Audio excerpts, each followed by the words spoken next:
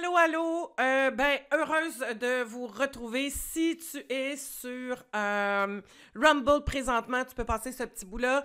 Ce petit message-là s'adresse à toi. Si tu es en train de l'écouter, l'extrait sur YouTube, tu vas avoir juste un extrait, c'est sur YouTube, parce que YouTube n'autorise pas que je partage cette émission-là. Donc, je le partage sur Rumble, qui est un site aussi sécuritaire et qui ressemble très, très user-friendly. Va voir en dessous de la vidéo, tu peux cliquer sur le lien et je t'invite à vraiment t'abonner, à cliquer abonner sur Rumble. Comme ça, tu vas voir les épisodes sortir au fur et à mesure. Sur ce, bonne écoute. Et si tu n'as pas encore fait mes tests, je t'invite vraiment à aller faire mes tests. Ils sont gratuits encore en dessous de la vidéo. C'est un test qui va te donner tes conditionnements par importance. Donc, les 3 premiers ont beaucoup d'influence sur ta façon de réagir aujourd'hui dans tes relations interpersonnelles. Et aussi, tu as le test sur ton autonomie affective. Donc, ça va te donner à peu près ton autonomie affective. Quand tu le remplis, marque pas ce que tu voudrais, mais marque ce qui est vraiment. Comme ça, tu vas savoir de où tu pars. C'est beaucoup plus facile quand on sait de où on part, puis parce que ça me donne une meilleure direction de où aller. Alors, sur ce, bonne écoute! Précédemment, à Ma mère, ton père. J'arrive juste au bon moment. C'est vraiment son style de femme. La distance demeure un frein pour certains couples potentiels. Jonathan, c'est un beau gars, mais je veux pas Rive-Nord. C'est loin la Gaspésie. C'est ça que c'est. Mais distance ou pas, les femmes et les enfants sont du même avis. Les hommes ne sont pas assez proactifs. L'homme doit aller à la chasse. À l'exception de David, qui a jeté son dévolu sur Chantal. Je vais choisir Chantal. Oh!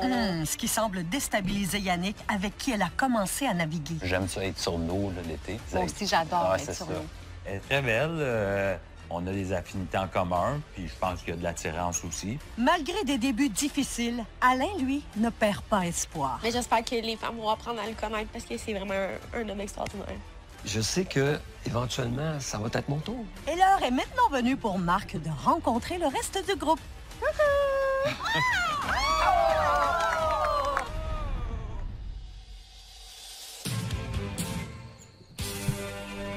Salut. Salut. Bonjour, je m'appelle Maurice. Salut Maurice, c'est Marc. Enchanté, Marc. Une nouvelle personne qui arrive. Il est grand, des beaux yeux. Il dégage une belle confiance. J'ai vraiment fait un bon choix, je pense, pour mon père. Vraiment. Là. Ça a vraiment cliqué les deux. Tu sais, c'est une fille qui sait vraiment qu'est-ce qu'il veut dans la vie. Elle est directe, elle le dit. Puis elle aussi, elle a du charisme, là, votre mère. Là, Il est bien beau bonhomme, ton père. Ouais? Hey, vraiment. On va chercher du vin? Ouais, je peux m'en aller avec toi. OK, parfait. C'est un coquin. Oui. Il est fin, là. Il est intelligent, ça se peut pas. C'est un homme qui sait où il s'en va, qui a du vécu, il a plein de talent. Hey, oh, je suis vraiment C'est contente. une belle personne, sérieux. Bon, ben, cheers! Oui, bien, À ton arrivée! à l'aventure. Bienvenue parmi nous. Bienvenue dans le club. Alors, Marc, que recherches-tu chez une femme? Une personne qui est naturelle, authentique, puis qui est heureuse seule. Si la personne n'est pas heureuse, célibataire, puis qu'elle s'attend à être heureuse parce qu'elle est avec une nouvelle personne, mais ça va être éphémère. Notre mère, en ce moment, a un beau sourire, puis je la comprends. La discussion s'est vraiment bien passée. Puis d'après moi, elle l'a pas mal aimé. Isabelle et moi, on se disait, bien, quelqu'un d'authentique, c'est important. Oui. Des fois, les gens, tu sais, ils ont un masque pendant un bout de temps, puis je pense qu'il faut que tu aimes tes défauts. Si tu aimes tes défauts, tu n'auras pas peur d'en parler. Ouais. Est-ce que tu veux nous en parler? OK, plein de trucs là-dedans que je trouve intéressant de souligner. Effectivement, faut que tu sois bien seul. Faut pas que tu penses que l'autre va te ramener, va te rendre heureuse, l'autre va te faire bouger, l'autre, il va rendre ta vie. C'est pas la job de l'autre de rendre ta vie le fun ou plaisante ou extraordinaire. C'est un plus, c'est un ajout, ça ramène quelque chose de plus. Mais cette job-là, c'est à toi de le faire. Si présentement, tu sens que c'est un peu ça, je te conseille vivement de te regarder puis de te demander, est-ce que moi, là, présentement, je suis mon meilleur ou ma meilleure partenaire? Bonne question à se poser. Est-ce que moi, je me fais plaisir? Est-ce que moi, je suis capable d'avoir du fun? Est-ce que moi, je suis capable de remplir mes besoins, de me créer une vie à la hauteur de ce que je veux? Ensuite, l'envie de le partager avec quelqu'un qui est au même niveau que toi, là, ça devient intéressant. Quelqu'un qui a ce type de pensée-là ne voudra pas être en relation avec quelqu'un qui a un niveau d'autonomie affective beaucoup plus bas. On le connaît pas, là, mais juste par son discours, si ce discours-là, si les babines suivent les bottines, ben, il il est dans un niveau élevé d'autonomie affective. Puis élevé, je dis tout le temps, pour moi, là, élevé, c'est 75%.